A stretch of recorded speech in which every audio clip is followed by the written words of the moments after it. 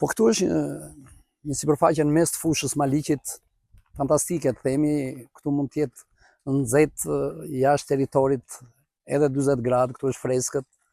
Është një monument natyre i cili menaxhohet nga Bashkia e Maliqit, është zonë e mbrojtur, por për efekt të themi të një keq menaxhimi në periudha më vite më parë, Bashkia ka kërkuar që ta menaxhojë ajo brenda standardeve që zonat e mbrojtura përdorin.